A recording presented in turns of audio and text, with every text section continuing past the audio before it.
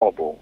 I just saw him throw an interception where he should have known the field was going to be cluttered, but he still threw an interception. The Browns have to take advantage of those opportunities. Where there's an interception that's in their hands, they have to make it. Where they have a chance to put hands on Drew Brees, they have to get him down. They have to do the things that are available to them at that time.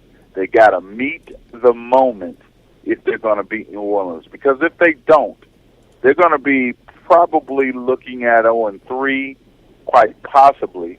And 0-3 is not where you want to be and try to make the playoffs.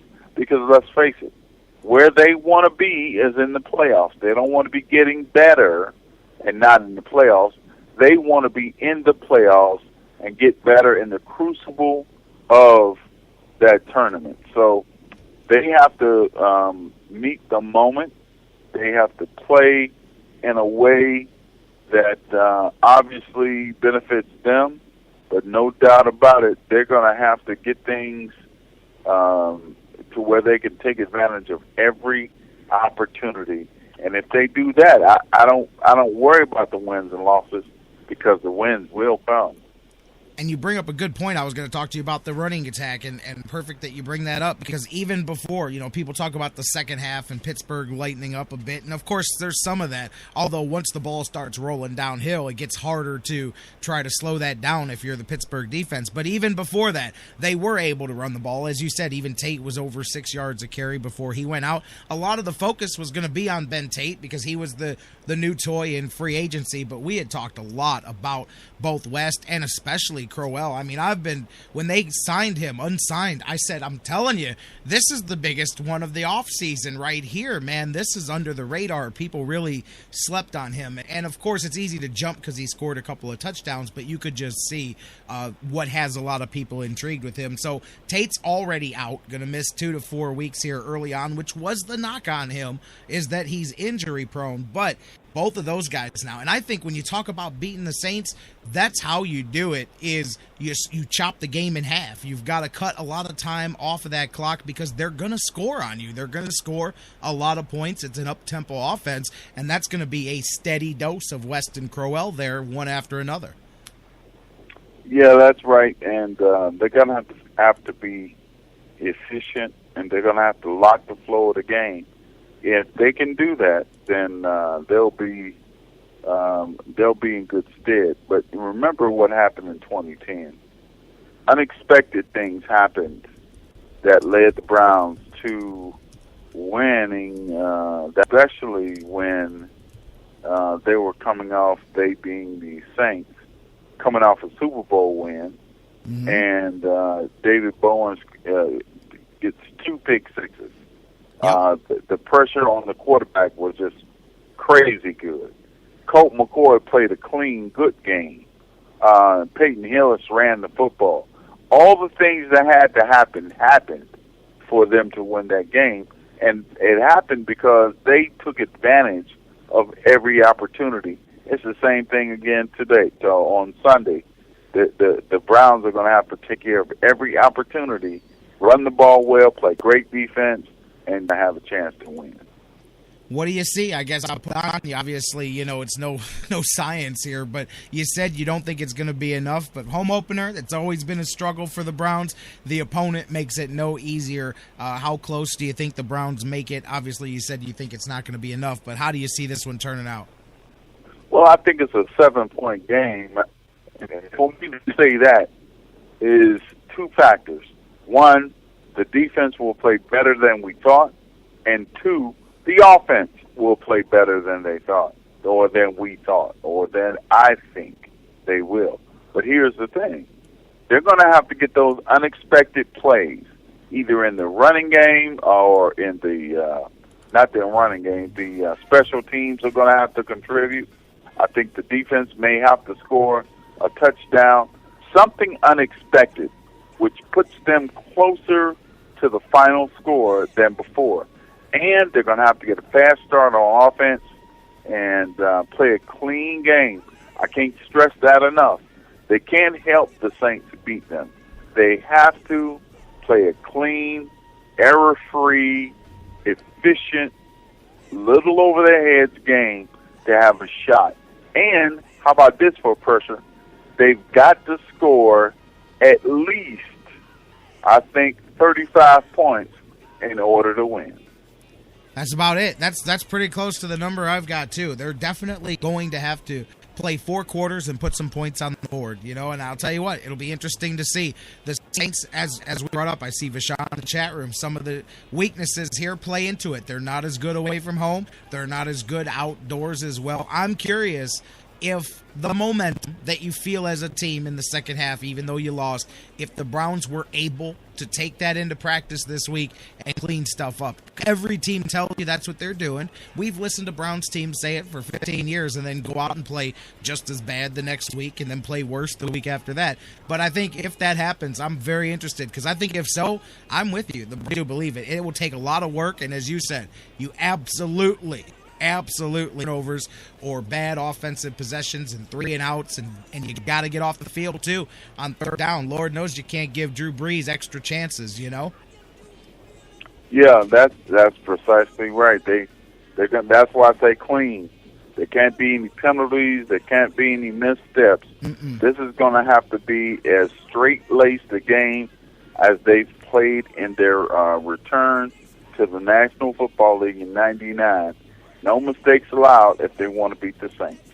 And I'm telling you, I know some people think we're crazy, but they can. Will they? I don't know. But they can win this game. We'll see. It's coming up. Kendall, my man, thank you so much again for swooping things around and getting back with us. Next Thursday, we'll try to do it on the normal time, and we'll see. Let's see if we're looking at another home opener loss, or if perhaps maybe the Browns can turn that around here against the Saints. We'll see. It's going to be a lot of fun to watch it. Thanks a lot, bro. Well, thank you, my man, Kendall Lewis. And, of course, you guys can always tweet with Kendall, K says, at the BSK Said. Next week, we're going to take a break, come back, other side of this, with BJ Rudell. We're talking about some real football with Kendall. Let's hit the fantasy football. With Fantasy Football for Winners, BJ Rudell, he's going to tell you who to sit, who to start, who's the sleepers for this coming week. It starts tonight with the Ravens and the Steelers, and we'll talk about all of that with BJ coming up next. Fantasy Football for Winners. Don't go anywhere. Plenty more sports fix still to come. Let me tell you, get down with my woman. That ain't right. You holler and cuss. You want to fight.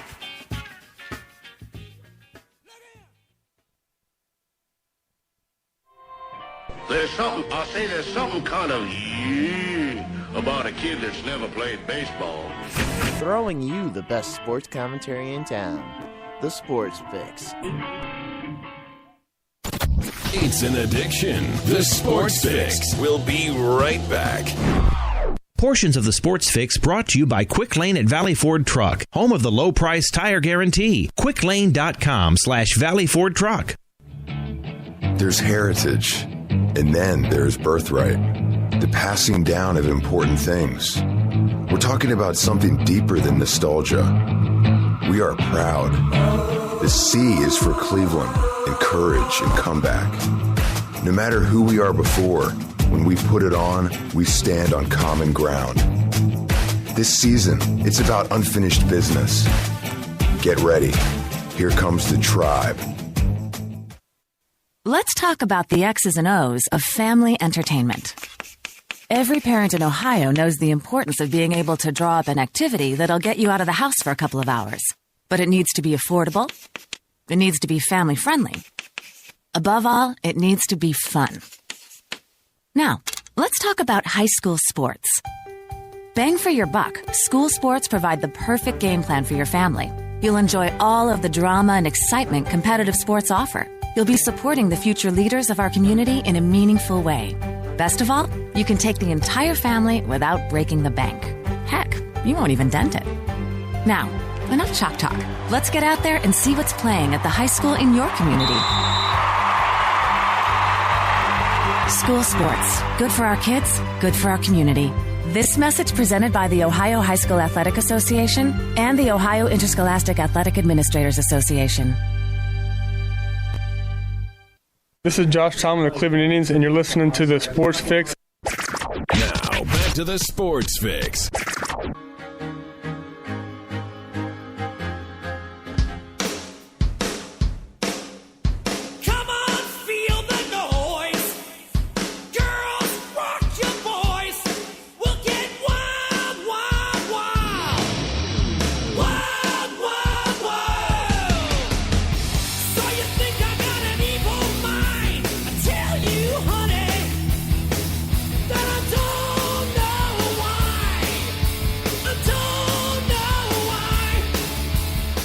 Welcome back to the Sports Fix, live on the Sports Fix Radio Network. Getting back to it here as we continue to roll on. Hey, thanks to my guest last segment, Kendall Lewis, the BSK. He was almost here earlier in the show, and now he did make it up to us and joined us, and always a good time when Kendall joins us. As I said, you guys can tweet with him at the BSK Says. Thanks again to Mike Brandenberry from DidTheTribeWinLastNight.com as we talked a little bit about the Indians. I don't care. That's my story. I'm sticking to it. Team of Destiny. As we talk about that, Indians continue to play the Twins here.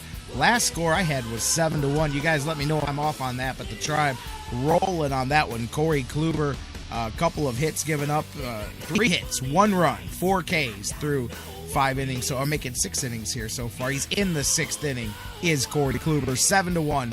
The Tribe leads that game. Game 1 of the doubleheader. Game 2 coming up here a little bit later on today, and we'll talk more and set the stage on that before we go. Waiting now, moments from now, BJ Rudell, Fantasy Football for Winners. He's going to join us, of course, for those of you in the Sports Fix Fantasy Football Challenge. Week 1 under the way. I saw some of you guys talking about your matchups here this week. Mike Brandenberry plays in the league.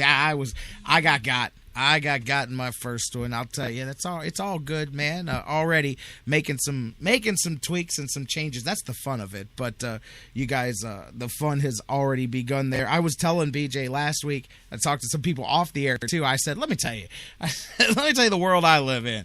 I said I have a fantasy football league attached to our radio show, and I also do a segment every week where we talk about it. And the genius of my plan here backfired against me in a big way, because I've got an entire league who listens to the same segments with the same guy and takes the same advice.